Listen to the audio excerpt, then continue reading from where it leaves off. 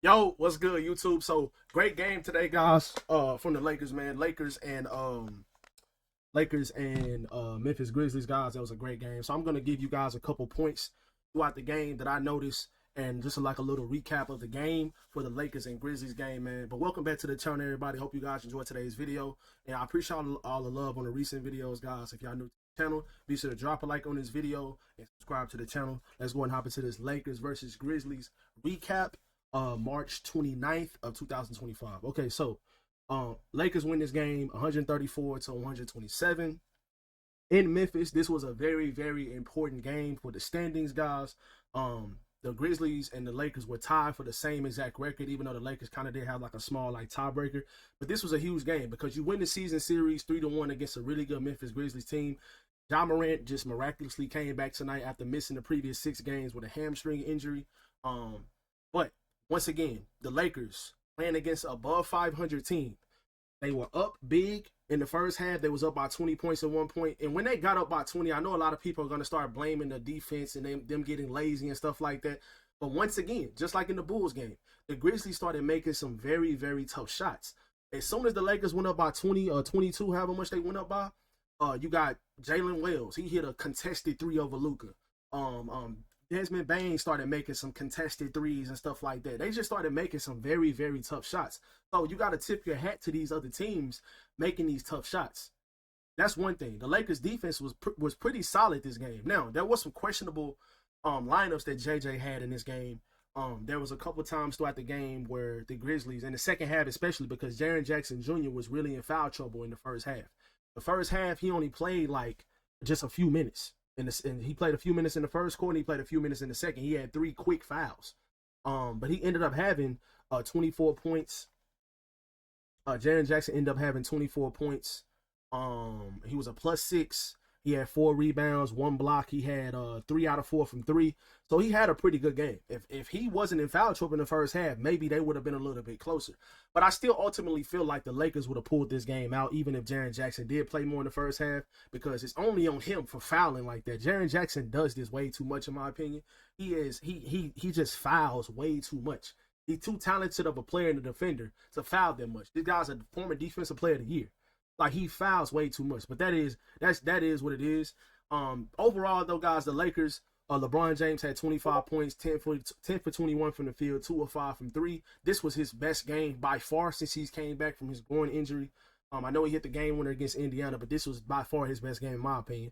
Luka shot 8 for 18 from the field, 11 from 12 from the free throw line, which was absolutely huge. Him, Austin Reeves and LeBron, they were a combined 21, 24 of 26, 24, 26 from the free throw line. That's absolutely amazing between your 3 best players. They all had 25 plus points. Rui Hachimura was big in his minutes, especially from the 3-point line, and just being that threat in the corner. Because when teams try to guard Jackson Hayes on that lob threat, Rui is open in the corner. Dorian Finney-Smith is open in the corner. Dorian Finney-Smith chipped in tonight, 3 out of 7 from 3. There was a couple times I felt like he could have had more. He could have scored a couple more 3-pointers, but I felt like LeBron and Luka kind of missed him a couple times when he popped out. But just in general though, guys, I guess that JJ is gonna stick to this kind of lineup where he got Jared Vanderbilt playing the backup 5, playing about 10 minutes a game, 10 to 15 minutes a game. Jackson Hayes, he only had 1 lob tonight. So the Grizzlies were really, really trying to guard Jackson and stop him from getting those lobs and those dunks and stuff like that. But that resulted in the Lakers shooting 43 threes, and they made 19 of them tonight. So Gabe Vincent was absolutely huge. Big shout out to Gabe. 23 minutes tonight. He had 15 points in 23 minutes. He was huge. All of his points came in the first half. But Gabe is out there to play defense and makes wide open threes. Tonight, he made 4 out of 6. The Grizzlies did do a better job in the second half of guarding Gabe Vincent and trying to run him off the 3-point line and trying to get the ball out of his hands. So they were paying a lot more attention to him in the second half. He didn't score in the second half, but he did most of his damage in the first half, and 15 points in 23 minutes is absolutely huge. If you can get anywhere from between 7 to 10 points from Gabe Vincent every single night, that'll be absolutely huge. So overall, the bench played pretty good tonight. 11 from Dorian Finney-Smith, 6 from Jared Vanderbilt, which is huge. And you had 15 from Gabe Vincent. But overall, guys, I just wanted to just point out a couple more things. One thing that I did not like tonight about JJ Redick's lineups, he had Jared Vanderbilt in the game at times, playing the 5. in the second half when Jaren Jackson Jr. and Zach Edey were in the game. And in the beginning of the third quarter, the Lakers were up at halftime by 11. The Grizzlies came out, they made a couple threes, but they also got a couple offensive rebounds because Zach Edey and Jaren Jackson Jr. was really tough on the Lakers because for some reason, JJ took Jackson Hayes out of the game early in the third quarter after he got a foul. He wasn't in foul trouble either, but he took him out the game, and their biggest player was pretty much LeBron. So LeBron was pretty much playing the 5 at that point, and the Grizzlies went on a run when that happened. Now, throughout the game, especially in the first half, when Zach Edey was in the game, Luka was attacking him and pick and roll, bringing him up. They would set the pick, bring Zach Edey up, and he would play defense on the primary ball handler, which whether it be Austin Reeves, Luka, or LeBron. And the Lakers made him pay a couple times. They took him off the dribble because Zach Edey is a very, very slow-footed player. Obviously, he's a big force in the paint, but then when you try to get him out there on the perimeter, that is his weakness. That's the reason why in the postseason he might be unplayable. If they fall to the 7th seed and they make it into the playoffs and they play against like Houston in the first round, or if we for some reason or somehow if the Lakers get to the 2nd seed, they play against us in the first round, they are going to try to exploit Zach Edey in the pick and roll game because he is very, very slow. So that's one of the things that JJ and the Lakers, they took advantage of that tonight. Now, Zach Edey, he had a pretty good game. He had 7 out of 10 from the field. He had 11 rebounds and he had 14 points. That's really, really good for him. But a couple times, like I said, he took advantage of the Lakers' smaller lineups. I think if we play against this team in the playoffs, which is very, very likely, because right now we 4 and they're 5, that could very well end up being the seeding in the Western Conference. We could stay at the 4th spot because our next couple games coming up, we play against Houston on Monday, which would be huge because especially if you're trying to catch these guys in the standings. If you're trying to catch Houston in the standings, Monday is going to be a very, very important game. If you lose Monday, you might as well just go ahead and kiss that 2nd seed goodbye. But if you win on Monday and then you play against Houston again, the second to the last game of the season, that's going to be very, very huge. And the reason why I say that is I think we're going to beat Golden State again. I think we're going to beat New Orleans on the second night of a back-to-back. That's going to be a huge game. These 2 OKC games, a lot of people are considering these are going to be tough games, but we also have to consider OKC. They have the number 1 seed locked up. Now, they might play against us because they want to lock us down in the standings, maybe, possibly. But even at the same time, I still feel like we have a really good chance against this team. But they might rest their starters. Some of their starters, they might rest some of their starters. Even if OKC does rest some of their starters, though, they will still be a tough match. But at the same time, they might rest some of their starters. So that might be an easier win than a lot of people are considering. So these 2 games, two games in a row against Oklahoma City, you play against them in Oklahoma City. Those could be 2 tough games. Second night of a back-to-back, you play against Dallas. In Dallas, the energy there is going to be absolutely amazing. Luka is going back to Dallas after he was traded. Now, the last game was absolutely amazing. The energy in that build, it just felt like a freaking NBA Finals game. So, just in general, guys, this is going to be a very, very important stretch, especially when we playing against Houston these next 2 games. You had a great win tonight. The Lakers' kryptonite this season, or ever since Luka has become a Laker, is losing to below 500 teams. That's the Lakers' kryptonite.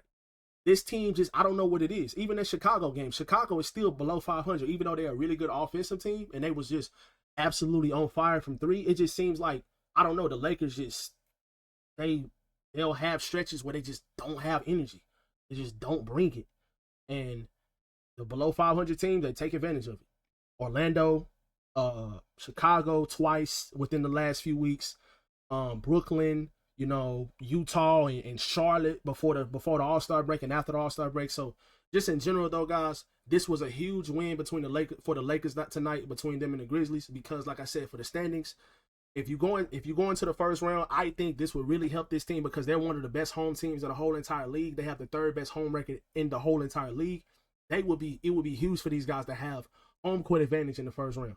And it's still a possibility they can get the 3rd seed because I know, let me see. I think Denver's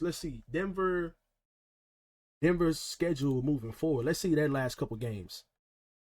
We have the season series over Denver because we have the better divisional record. See, okay, so next they play against Minnesota. Minnesota gives them a lot of trouble. So they play against Minnesota on Tuesday. Then they play against San Antonio. That's an easy game. They play in Golden State. We'll see if Golden State what kind of energy they're playing with that night. Indiana, that's a very, very tough game. Sacramento, Memphis, and Houston. So these last couple games for the Nuggets, they're not very easy. I mean, they have a pretty easy game against San Antonio. They have a pretty easy game against Sacramento. I'm not going to say an easy game, but they have a very, very winnable game against those guys. But if they can drop some of these games and you finish the season, if you're the Lakers, you finish the season anywhere between, let's see, how many games we have left? I think we have 8 games left. Let's see, 2, 4, 6. We have 8 games left. If you can finish the season 6-2 with these last 8 games, which is a very, very strong possibility, losing maybe one of these games to Oklahoma City and maybe losing one of these games to like Houston or maybe Golden State maybe or Dallas maybe, because you know the energy is going to be so high. I think you have a very, very strong chance of finishing 3rd in the West. But you definitely should be able to finish 4th in the West. You have some pretty good, you got a home stretch coming up. They play very well at home, so hopefully they can beat Houston and Golden State at home. And, you know, you can finish out the season pretty strong. But all in all, guys, this was a great win for the Lakers against the Memphis Grizzlies. Like I said, this was huge for the standings. You go into the first round, you have home court advantage against this team. You beat them already 3 times this season, so they're going to be thinking about that as well. Ja Morant came back tonight, so there's no excuses for any type of injuries or anything like that. This team is ready to go. I feel like this team is ready to play against postseason opponents. They always struggle against below 500 teams, but against above 500 teams, they play really, really well. So overall, guys, hope you guys enjoyed today's video, guys. Great win for the Lakers. Let me know how you guys feel about the Lakers versus Grizzlies game down below in the comment section below. And I'll catch you guys in the next one. Y'all be sure to drop a like on this video as well so you can push this video out to more people. Hit that subscribe button if you guys are new. I'll catch you guys in the next one. Peace.